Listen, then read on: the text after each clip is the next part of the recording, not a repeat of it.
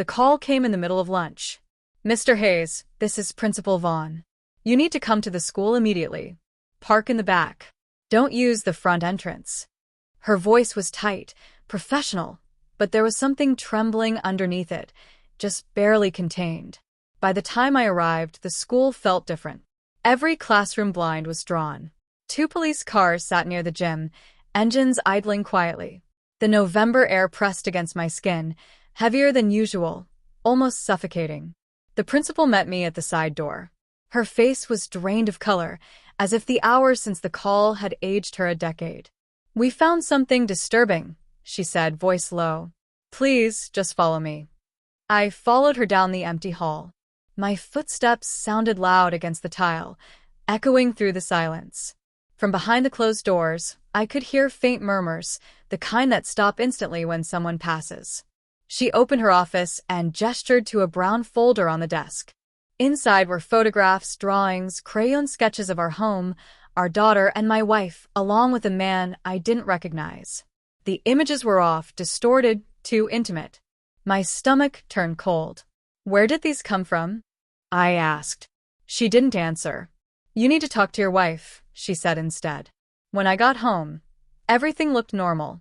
Spotless floors, a tidy kitchen. My wife hummed softly over the stove, stirring a pot. She smiled when she saw me. "You're home early," I said, my voice barely working. I watched her for a long moment. The way her hands moved, the way she tucked hair behind her ear. So ordinary. So deliberate. Then I asked quietly, "Who is the man in Lily's drawings?" She froze. Just for a fraction of a second, but it was enough. "What drawings?" she said. A pause. Then a laugh. Too sharp, too sudden. "Kids draw strange things. You're reading too much into it." She didn't meet my eyes. That night, I couldn't sleep. I sat in Lily's room after she drifted off, staring at her crayon marks on the walls, at the dolls on the shelves. A few had been moved. Subtle changes I never would have noticed before. But now I saw everything. The next week, I pretended nothing was wrong. Breakfasts, school mornings, bedtime routines, all outwardly normal. But I was watching. I checked her laptop, password changed, her phone face down. I installed a small camera in the hallway, another outside the front door. Days passed. At first, nothing unusual appeared.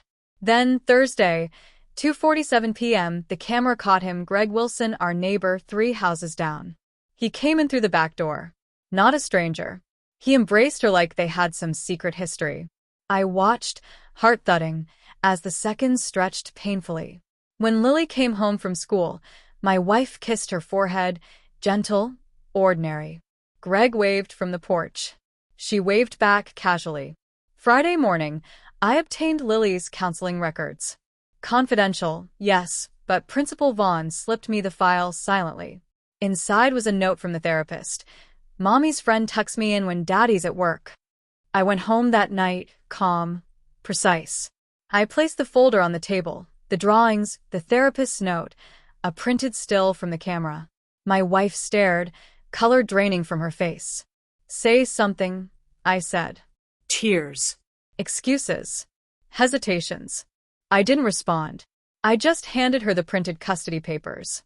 "They'll serve you Monday," I said. Her mouth opened. "You planned this?" "Yes." Silence stretched between us. She reached for me. I didn't move. I wanted her to feel it. The slow, hollow panic, the quiet horror of being caught, exposed, stripped bare. She sank into a chair. I left her there. That night, I slept on the couch, listening to the house breathe without her in it. The next morning, she was gone. No note, just the faint scent of her perfume lingering in the hallway. Lily asked, "Where's Mommy?" "She went away for a while," I said, voice steady. Packing the drawings into a box for the lawyer, I realized the truth. Betrayal doesn't vanish when it's exposed. It lingers, reshaping everything. But clarity felt like peace. I sealed the box, set it by the door, and finally exhaled. The house was mine again. Quiet. Clean. And I didn't miss her. Not even a little.